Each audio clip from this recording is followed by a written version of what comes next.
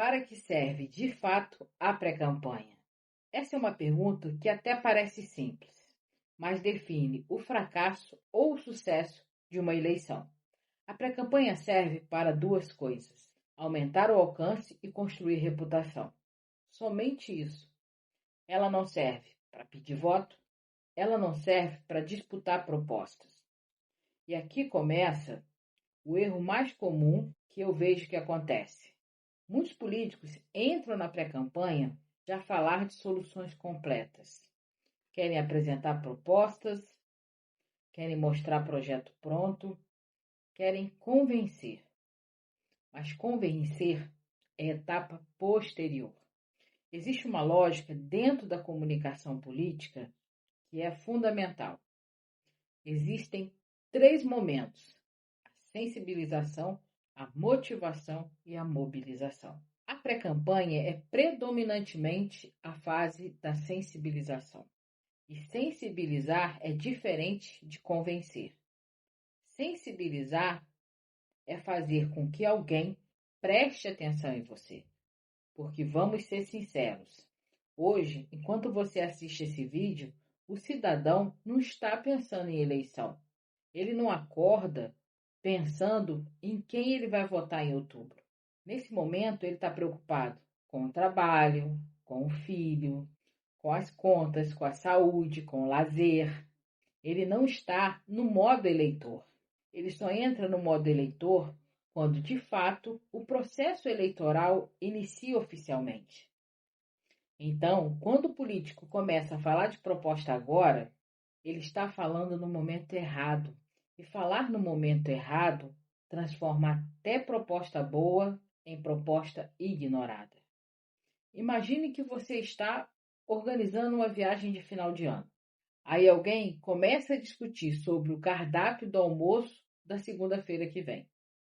Não é que o almoço não seja importante, é que o time é que está errado. A pré-campanha é o tempo de construir espaço emocional. É tempo de fazer com que as pessoas pensem: eu conheço essa pessoa, eu gosto dessa pessoa, eu me identifico com essa pessoa, ela fala de coisas que fazem sentido para mim. Isso é sensibilização. Proposta é motivação. Mobilização é voto. Se você pula a sensibilização, você constrói tudo em cima de areia. E tem um outro risco pouco falado. Se você apresenta proposta muito cedo, você pode alertar o adversário. Você pode perder o discurso. Você pode, inclusive, permitir que o outro execute a ideia antes mesmo de você. E aí você vira o segundo da fila. Na pré-campanha, a pergunta não é o que eu vou propor. A pergunta é como eu vou construir reputação. E aqui entra a segunda grande confusão. As pessoas perguntam: eu posto um card? Eu posto um vídeo? Eu posto um Reels? Eu faço live? Eu faço agenda? Essa pergunta está errada, porque ela começa pelo formato. Formato é embalagem. A estratégia vem antes. Comunicação política é ferramenta que resolve problema. E toda pré-campanha tem problema estratégico a se resolver. Por exemplo, meu candidato é pouco conhecido. O problema vem a ser o alcance. Meu candidato é conhecido, mas mal compreendido. Problema, qualificação de imagem. Meu candidato tem histórico negativo na internet. Problema, reputação digital. Meu candidato é forte em um nicho, mas fraco no público geral. Problema, expansão e reconhecimento. Então, o conteúdo nasce do diagnóstico, não nasce do desejo de postar. Se eu tenho um candidato que quer se posicionar defensor da causa animal, eu não começo dizendo: vote em mim porque eu amo animais. Eu começo criando associação, websérie, conversa com protetores, histórias reais, informação e utilidade pública, compartilhamento de conteúdos relevantes. Eu crio ambiente de reputação. Agora, imagine um candidato que tem dificuldade para falar. Trava, ele não é espontâneo, mas ele é visivelmente forte. É possível trabalhar a imagem enquanto ele passa pelo Medium Training. É possível construir um banco de imagem poderoso. É possível humanizar pela fotografia. Agora, imagine um candidato cujo nome, quando pesquisado no Google, aparece vinculado a um escândalo. E o que fazer?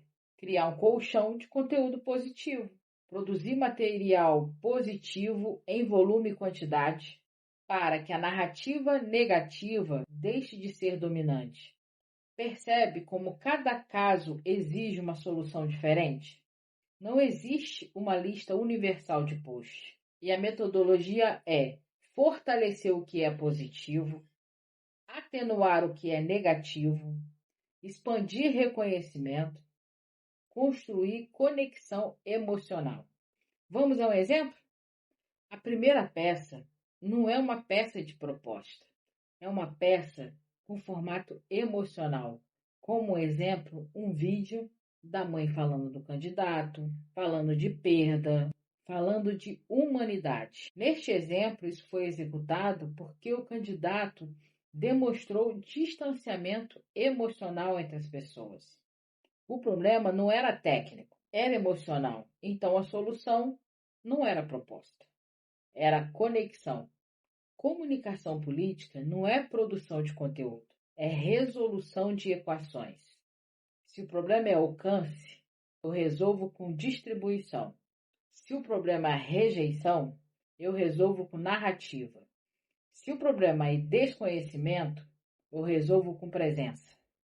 E tudo isso leva tempo. Reputação não nasce durante a campanha. Reputação é construída antes, porque quando a campanha começa, o relógio acelera. São 45 dias. Você não constrói imagem profunda em 45 dias. Você ativa algo que já estava sendo construído. E aqui eu reforço algo fundamental. Não peça voto na pré-campanha. Não antecipe a mobilização. Não quebre o ciclo. Primeiro sensibilize, depois motive e depois mobilize. Se você quiser resumir esse vídeo em uma frase, essa é: pré-campanha não é palco de propostas, é palco de reputação. E reputação é construída com método, estratégia e tempo.